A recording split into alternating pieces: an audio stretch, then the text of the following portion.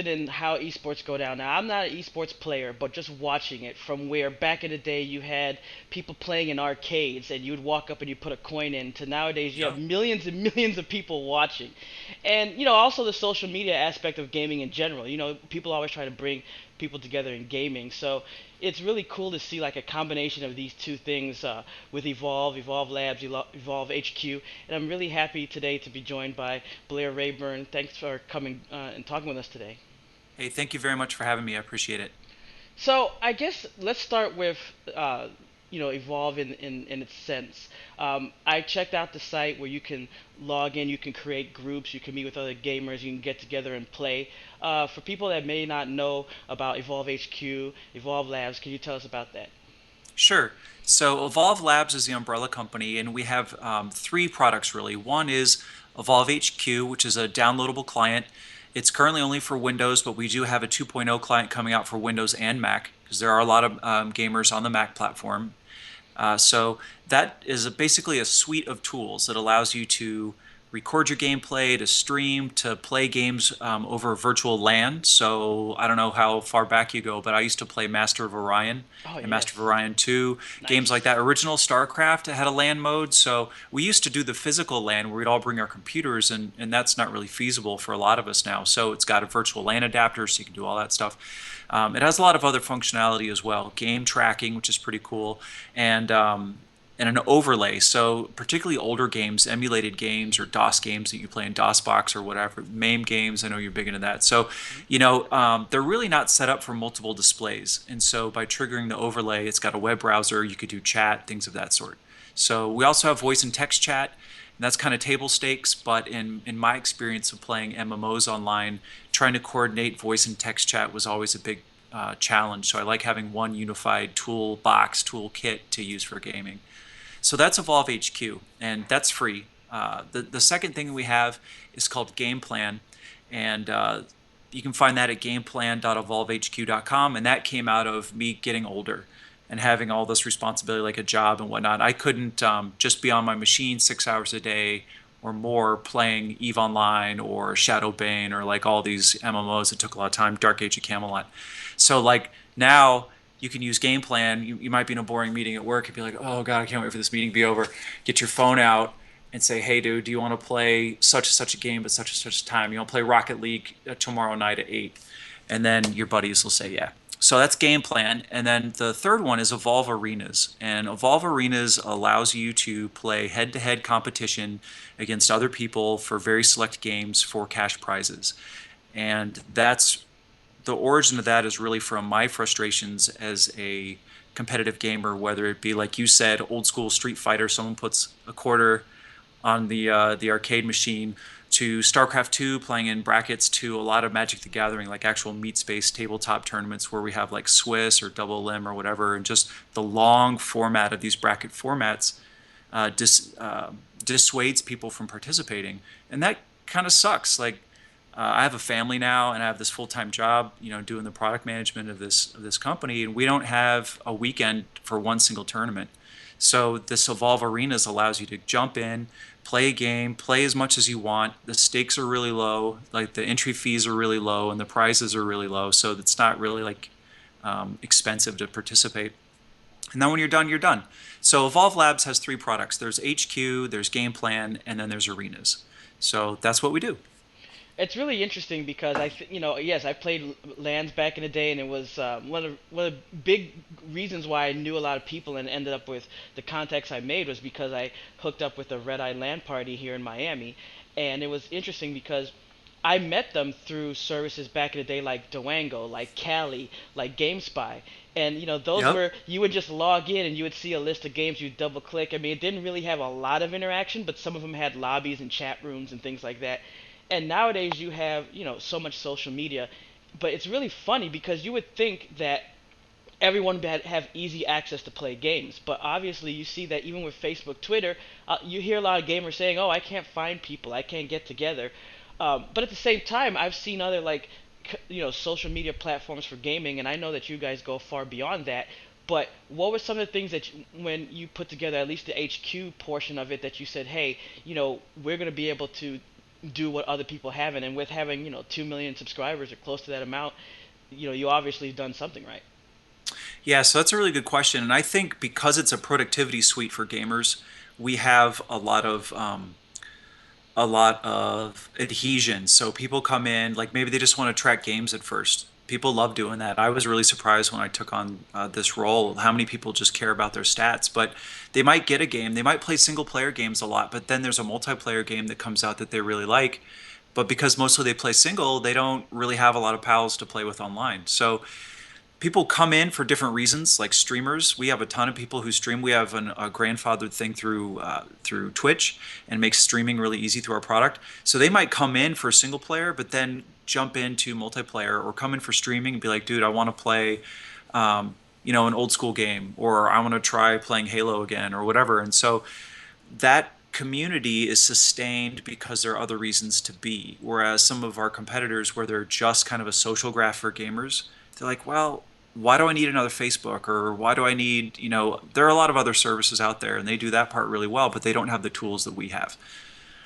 It's more of a context too, right? So like if you have a reason to be on Evolve, for some other, like doing a screen recording for a Let's Play, we have a lot of people use it for Minecraft Let's Plays and stuff, or Unturned. And they're like, dude, well, now I want to find another person to play Minecraft with. They can just go to matchmaking and find someone and create a virtual LAN and then start playing. It's really super simple. I'm curious that, with your knowledge and background, and you've seen the changes in gaming, obviously being the chief product officer at Evolve Labs, have information of all these things that's been created. Did you see like how, I guess, gamers would want to connect and be able to eventually get to the point where you could actually come together, play against each other? I mean, the social media aspect, did you see that was going to come together? Even though you often see, like, at least back in the day, first gamers were kind of shunned, and then now today you kind of have a mixture between gamers want to get together, but we also want to tear each other apart. So it's like it's kind Yep. of funny the community that we're trying to build, but there's all these things attacking us. Yeah, no, for sure. And I think also that has a lot to deal with the games that people play. What's really interesting is uh, Halo Online was used. There's a kind of a gray market version of Halo that came out, and people were using our service for a while to play it. And anytime you have a first-person shooter, Star Wars Battlefront is a legacy game that we support, and a lot of people use our LAN for that. That tends to be hyper competitive, and even if it's aggressive with your friends, it's kind of I wouldn't say it's hostile, but there's a lot of smack talking that goes on, and just due to the nature of the game, it tends to be a little more aggressive. Whereas with Unturned or Gary's Mod, games that might be more collaborative, you see that less. And so I don't think there's a contradiction at all. I think humans are complex by nature. And as a gamer, sometimes I would want to play total guild versus guild game like Shadowbane, which is now defunct, but it was full on raid and you attempted to destroy everything that someone had spent a long time building. Or Eve, I used to play Eve Online a lot, and that's like total destruction. And to the point where you're like, wow, that just took me so long to get these resources and now it's destroyed. All the way up to we play family Minecraft. I'm playing the forest right now with my friends, so we're duking it out with all these like cannibals and stuff. And I'm still the same gamer, but some days I want more aggressive, and some days I want more collaborative, and some days I just want relaxed, like Rocket League, which I think is a great game for casual gamers or semi-casual gamers. So I don't know if that answered your question, but I feel like it's not. There's not really a dichotomy in the gaming culture as much as that certain days you might want to play one kind of game and other days another. And I think that's the best part about modern gaming is that we have a huge amount of choice right now, and so there's always a game for everybody. It's funny because one of the things that was hotly contested a little while ago was talking about esports being on like ESPN, and you even had Colin Cowherd make all these attacks and using that same old language about, oh, these people are in their mother's basement and making fun of it. Where it's funny because I love sports too, so I Yep. listen to these people, and it's so funny because they talk the same way as gamers. When you Yep. hear them talking about fantasy leagues, they sound just like a gamer. You can replace their draft pick or the running back with who we're talking about in a video game. And it's kind of interesting because I have seen places talk about having this competitive nature where you can actually, bet with real money, which is something new. And then you have like esports in it. Can you just talk about how does that come together? Because of course you're gonna have some people that's gonna say, "Oh, that sounds cool," but then you're gonna have Hmm. skeptical people. But then you have DraftKings and things like that where you can do that kind of Yep. betting. So can you just explain so people get more of an idea of how that works? Sure. So you touched on a lot of things, and something that's really important to me is busting a stereotype of the gamer. I saw that you were at a hockey game, so I'm a Wild fan. I'm sorry, but we also love physical sports. And one of my favorite StarCraft 2 players is also an MMA fighter. His name is Nick Lentz. He used to live here in Minnesota, and he's since moved. Gordon Hayward is a huge League of Legends fan. Dude plays for Utah Jazz. He just broke his foot, so I hope he has a good recovery. But I think it's important for people to see that you can be physically active or play like a physical sport and still be a gamer. There are people who are successful. We don't all live in our mom's basement. I love my mom's. I'd love to live in her basement again, but it's not like that anymore. And I think it's really important for people to see who's gaming, that widens. I think conversely, as physical sports borrow some of our language or they look at some of the intensity we have, you see esports borrowing from physical sports. So like all the jerseys and sponsorships that, maybe your League of Legends or Dota 2 players or StarCraft 2 teams, like they all have logos all over them, dude. They got their own jerseys. And so there's a lot of crossover because there is that familiarity. There is that cross discipline appreciation of things. And I also, this is going to sound mean, but all those people who are just straight up haters, they're getting older and they're going to die off. So I'm not super concerned about changing their minds. I just think it's good to have lots of different people playing games. And so we kind of break those stereotypes down. Now, the second thing you mentioned was in regards to how esports are becoming more mainstream and how people are adapting their modern or physical sports behavior to esports behavior. And tournaments is obviously one thing. Televised events is another. So I've been playing in tournaments for video games and for tabletop games for a very long time, 20 plus years, right? But it was always kind of like underground. And now they're getting televised. You can buy streaming packages. I'm an MLG subscriber for a long time and watching all those tournaments. The production value on a League of Legends tournament is crazy. Yeah. It looks just as good, if not better, than some of the pre and post game analysis you might see with professional sports. So as that is going up, it attracts people who aren't necessarily gamers, but they're interested in competition. And you mentioned betting, and that's kind of one thing that we know it. We know it happens with daily fantasy sports. We know there is betting on esports. That's not really what our platform is for. It's built by gamers for gamers to compete directly against each other. But you see very popular services, DFS, daily fantasy sports, like DraftKings or FanDuel, picking up that esports model. So it's very interesting. I think, going back to my earlier statement, there's plenty of room in this world for all sorts of people to get into gaming. And I think those people are more into competition, no matter what it might be. Like if they saw two dump trucks drag racing, they'd be like, I got $5 on the one on the right. And so, but that's all right. Maybe that'll encourage them to play games. Maybe they see games and they want to play them. And so there's that. But for our services, particularly for Evolve Arenas, that's really for gamers and direct head-to-head competition. So it's just a big world out there. And it's interesting because with the arenas, it's not like you have to come in there and drop a lot of money, but it gives you a chance to have that tournament atmosphere without, having to go through everything else. Because I mean, like in your name, Evolve, it's you have esports that have evolved to a point where they're in arenas and millions of people are watching on Twitch, thousands of people are sitting in line. But there's people that maybe they're not up to that level, or maybe they don't want to do that kind of tournament, but then they can compete in tournaments, like you do online, but this time you can actually go a little bit further. Can you talk a little bit more to that? Sure. So what we do is we don't have brackets, and so people compete in real time head to head. And with all the games we support, we do fair matchmaking. So you'll be ranked or you'll be matched up against people of relatively equal rank. So one of the problems I had with StarCraft 2 tournaments is that in order to get enough participants, you might be ranked against someone who's far better than you, and you might be matched against them and you get eliminated. Or in Magic the Gathering, we would do Swiss, and so you play all sorts of people whose DCI records were much better than yours.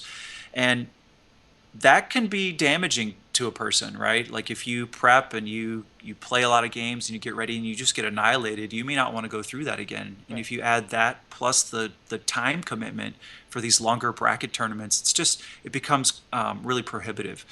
Whereas with arenas, particularly Rocketeer, which is our Rocket League product, you come in, we find your rank, we match you against people of equal skills, plus or minus 100 rank points, which is pretty close, and then you just start playing.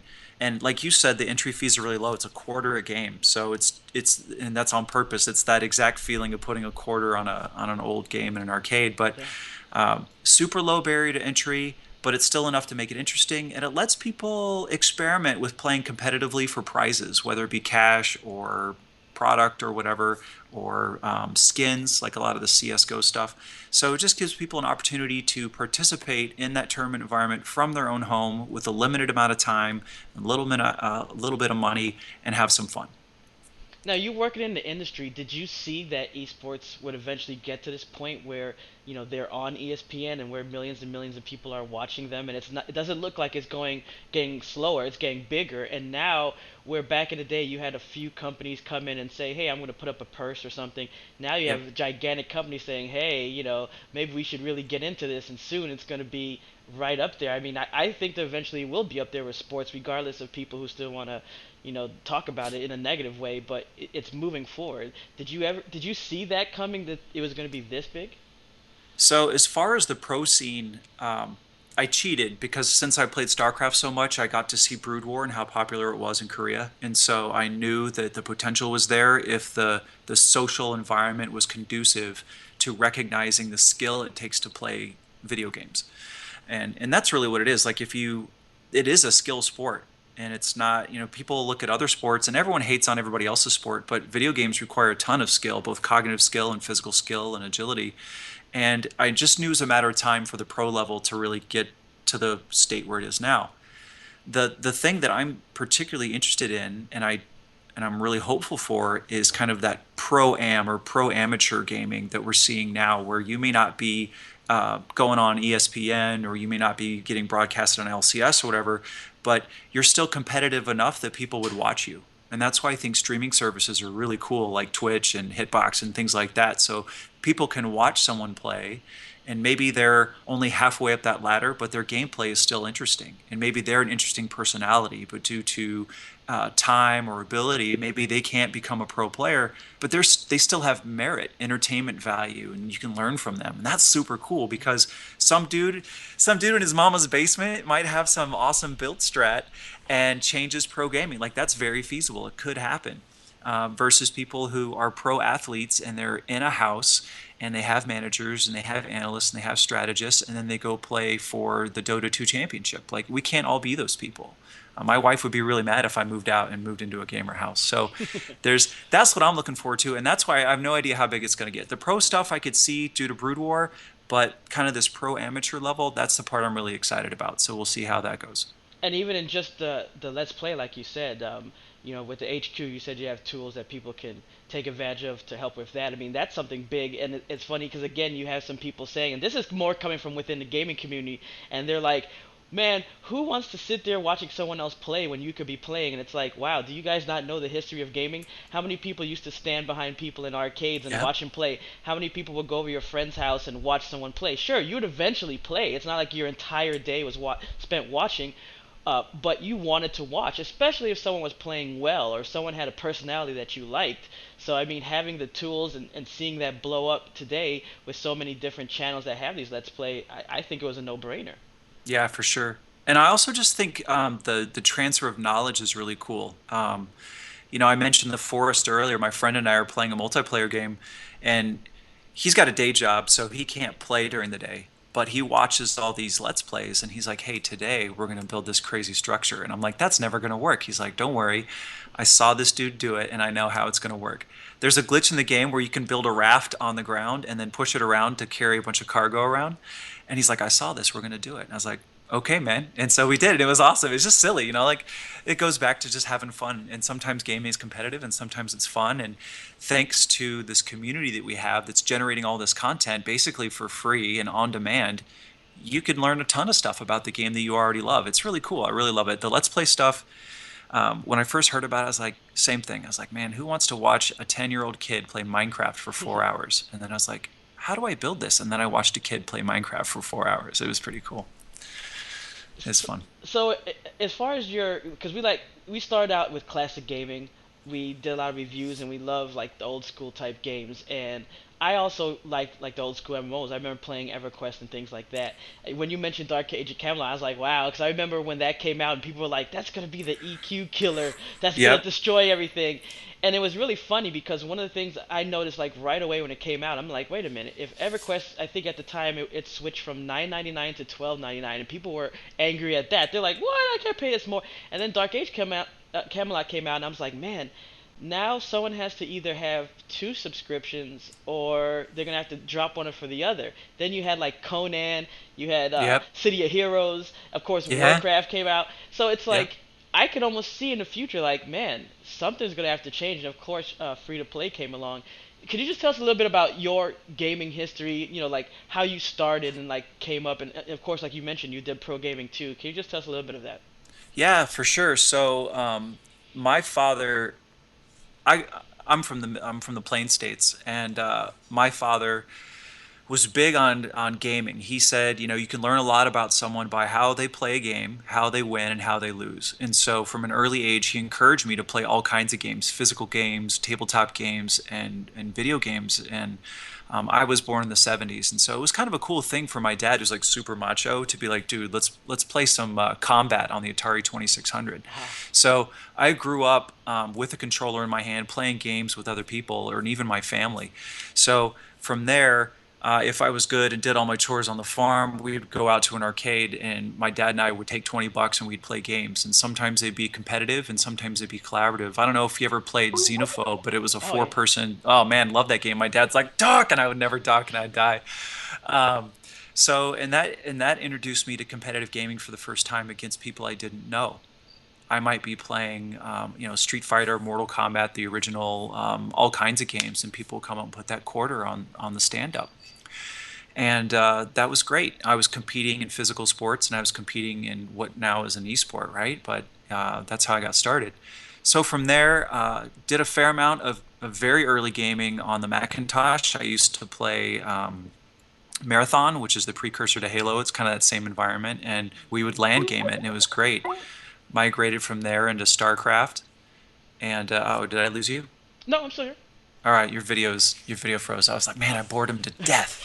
No, no. And then that introduced me to LAN gaming, which is hilarious that the Macintosh introduced me to LAN gaming, because we think of as Macs as for designers, and we don't really think of them as gaming machines. But that's how I got my start in kind of desktop gaming. And from there, moved directly into StarCraft, Brood War, EverQuest, like you mentioned. And then I hit a lot of MMOs, and then I hit a lot of first-person shooters. There's a moment in my life and my career where I couldn't build and maintain my own desktop machine, so then I did a lot of console gaming, played a lot of Call of Duty, um, played just a lot of kind of games on the 360, and then transitioned back into PC gaming, got back in MMOs, uh, and now I'm just doing straight up PC gaming again. I play a lot of League of Legends, I play a lot of Rocket League, and then a lot of collaborative games, like I said, Minecraft and The Forest. So I don't know. That's the thing, man.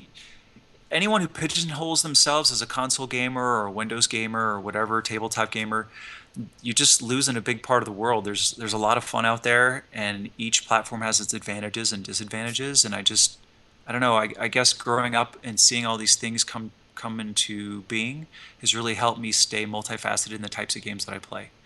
So I don't know. It's good. I've Like I said, I did a pretty long stint with MMOs, and just the cost effectiveness of it. I would pay for a subscription on EVE Online, Mhm. but there was no other game at the time where I got so much gaming value for my dollar, and also got to experience people from all over the world. I flew with an alliance that had people from all over the world, and we'd be sitting by a gate waiting for a bad guy to come through.